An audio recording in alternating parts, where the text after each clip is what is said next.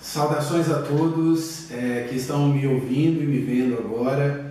Eu me chamo Valério Lima, sou professor e diretor do curso de formação e pós-graduação em acupuntura japonesa, um dos primeiros cursos de formação e pós-graduação no Brasil nessa área. Bom, eu venho aqui para explicar um pouco para vocês do que vem a ser essa formação, tá? Afinal de contas é um curso muito novo no Brasil, mas que tem se desenvolvido e atraído a atenção de várias pessoas, porque a acupuntura japonesa hoje é um dos métodos que mais cresce no mundo. O estilo japonês, que é conhecido a acupuntura do leste asiático, vem se desenvolvendo e crescendo em países como os Estados Unidos, Europa, na Oceania, como Austrália, e em vários outros lugares. Claro que o seu país de origem é o Japão e lá ela já é disseminada e desenvolvida há muitos anos. Mas no Brasil esse método ainda é muito recente e poucas pessoas conhecem a acupuntura japonesa. Na verdade, poucas pessoas sabem qual a diferença marcante existente entre a acupuntura chinesa e a acupuntura japonesa. Claro, levando em consideração as diferenças culturais e o desenvolvimento cultural, econômico e social de cada um desses países, eu gostaria de colocar alguns pontos marcantes que dizem respeito às diferenças desses países e que influenciaram diretamente o desenvolvimento desses métodos de tratamento através da acupuntura. A acupuntura praticada no Japão, ela se desenvolveu de uma forma bem peculiar. Primeiramente porque o povo japonês possui uma característica bastante interessante, que é a característica de não criar algo novo, mas sim de reformular, refinar, lapidar todo aquele conhecimento que eles absorveram. Principalmente o conhecimento que eles absorveram da China, porque talvez como a maioria deva saber, quase tudo que o Japão desenvolveu, foi importado, principalmente da China e da Coreia. Isso foi feito com a arte, com a filosofia, com a poesia, com a religião, com as artes marciais e com a tecnologia. Por exemplo, qual uma das características principais do povo japonês em relação à tecnologia? É pegar um aparelho, um som, seja lá qual sistema for de tecnologia e fazê-lo menor e melhor. Eles fizeram isso também com as religiões, como o Zen budismo, como várias outras práticas, como a própria arte, Temos o teatro no, temos os métodos de desenho chamados sumie e várias outras manifestações artísticas que o povo japonês tem, como a cerimônia do chá e por aí vai. Com a acupuntura não poderia ser diferente. Então os japoneses pegaram aquele método e a forma que eles absorveram dos chineses e deram a essa técnica, a esse sistema, uma nova roupagem, baseado em toda a influência que o japonês sofreu. Então, a primeira coisa diz respeito à busca incessante pelos acupunturistas japoneses em obter resultados rápidos e imediatos. Porque é diferente, como aconteceu na China, que a acupuntura foi institucionalizada pelo governo de Mao Tse-tung, onde foi inserida nas universidades e nos hospitais públicos.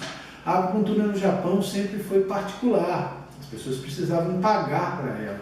E normalmente quem paga, e paga caro, exige um resultado.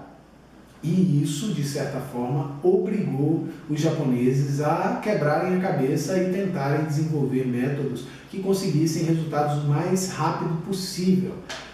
Um outro fator interessante é que a pessoa que está pagando e está pagando caro, ela não vai querer ficar sofrendo, não vai querer ficar sentindo dor. Vocês concordam? Às vezes, até para que melhore, algumas pessoas se submetem a isso. Mas claro que se a gente pode fazer um tratamento onde a gente relaxa, onde a gente se sinta bem, onde a gente não tenha desconforto de uma agulha entrando e produzindo uma sensação de dor ou de choque ou coisa nesse sentido, vai ser muito melhor. Então, para isso, os japoneses desenvolveram métodos tanto de inserção indolor como de formas de aprimorar as agulhas utilizadas na acupuntura. Para isso, eles desenvolveram tecnologias onde pudessem fazer essas agulhas muito mais finas, né? Muito mais finas do que as chinesas. Então, por exemplo, se a gente vê o tamanho de uma agulha, que em geral é considerada uma agulha muito fina na China, né? Que na verdade essa aqui não é uma agulha chinesa, é uma agulha coreana, mas ela é relativamente fina, ela tem um calibre 0,20, talvez vocês consigam visualizar. E essa aqui é uma agulha tipicamente japonesa, de uma marca muito famosa, onde a sua ponta é lapidada a laser. Tá? Uma característica interessante é que elas têm esse tubo guia, esse tubo condutor, por onde elas já vêm presas, né? Hoje até mesmo as agulhas chinesas e as coreanas também vêm assim, mas muitos não sabem que a invenção desse tubo condutor foi feita pelos japoneses, sobretudo por um mestre chamado White Sugiyama, que criou o tubo guia, o Shinkan, com qual intenção? Com uma intenção clara de poder fazer com que as agulhas pudessem ser inseridas na pele de forma indolor. Então essa é uma característica marcante da acupuntura japonesa, a se ter uma obrigatoriedade para que as agulhas sejam inseridas de forma indolor. Bom, e isso tem uma explicação muito clara, porque o objetivo da acupuntura é esse reequilíbrio, né, não só das energias, mas do sistema nervoso autônomo. E nós sabemos que o sistema nervoso autônomo é como o yin e yang, né? São duas balanças que se movimentam em busca desse equilíbrio. Então nós temos o sistema nervoso parasimpático e o sistema nervoso simpático.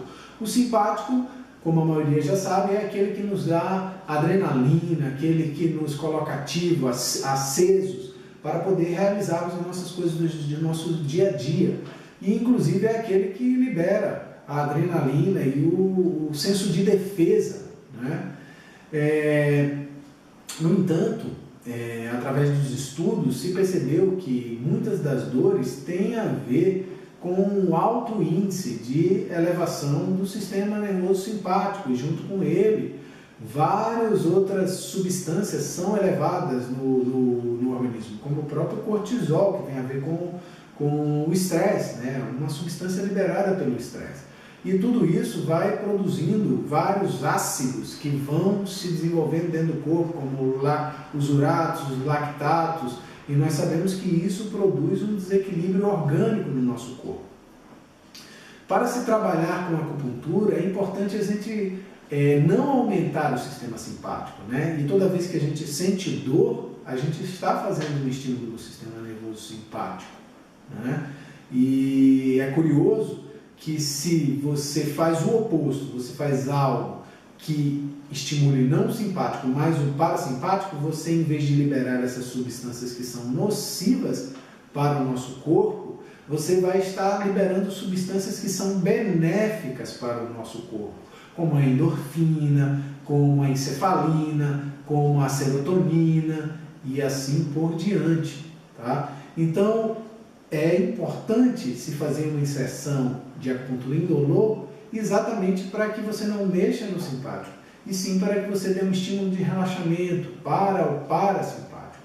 Então o White Sugiyama, que foi um dos grandes mestres que desenvolveram a acupuntura no Japão e desenvolveram o uso do Shinkan, ele era cego. E naquela época, no período Edo, quando ele viveu, quem era cego só tinha duas profissões, ou ser, e ele vinha de uma família de samurais, e não pôde ser samurai porque era cego. Desculpem. Então, só restou a ele assumir uma de duas funções indicadas para os cegos naquela época.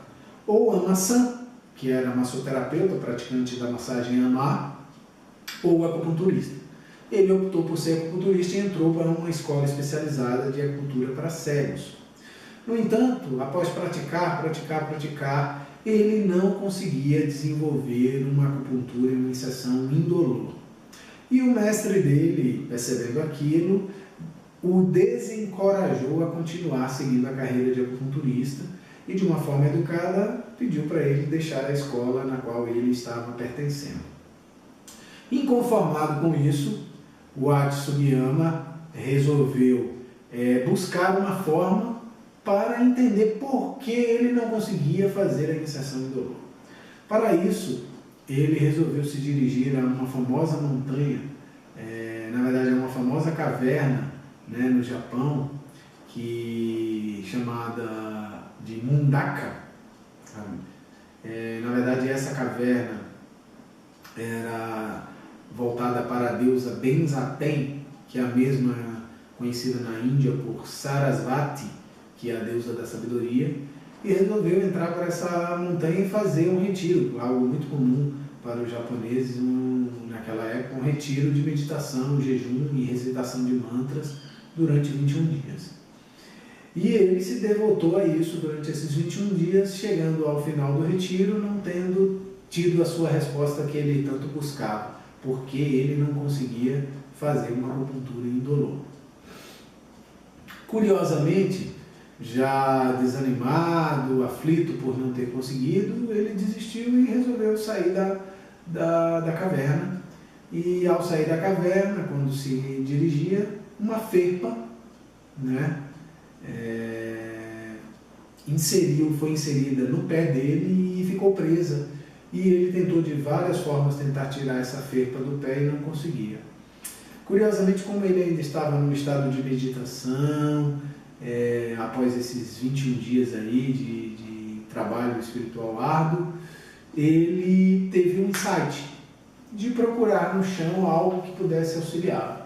E ao tocar e apalpar o chão, ele descobriu um pequeno bambu, né? Nós sabemos que o bambu ele tem um nó e ele tem uma parte oca. Ele achou um pequeno tubo de bambu, mais ou menos desse tamanho, ou talvez um pouco maior, sendo totalmente oco, e ele teve a intuição de enfiar o bambu contra o espinho. E quando ele enfiou e pressionou contra a pele, automaticamente o espinho saiu. E aí ele teve uma grande sacada, aquilo que a gente chama de Kensho, né? Ou quase um Satori, né? Um estado de uma iluminação. E ele teve um grande insight, né? Um Kensho, e pensou: e se eu usar esse mesmo tubo que eu usei para tirar, e se eu usar ele para inserir a agulha? Será que ela não vai ser inserida de forma indolor? Então ele experimentou fazer isso e foi bem sucedido, desenvolveu esse Shinkan, esse tubo guia, e começou a desenvolver um estilo de acupuntura. E começou a atrair vários alunos ao redor dele.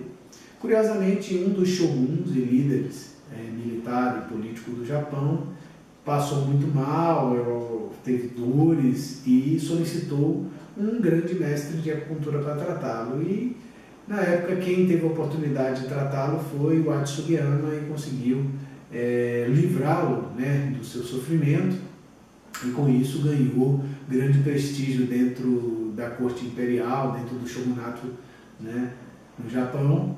E teve a grande sorte de que o imperador abrisse várias escolas para que ele pudesse ensinar o método dele de inserção indolor através do tubo guia do mandril, o método de Kanshin-Ho.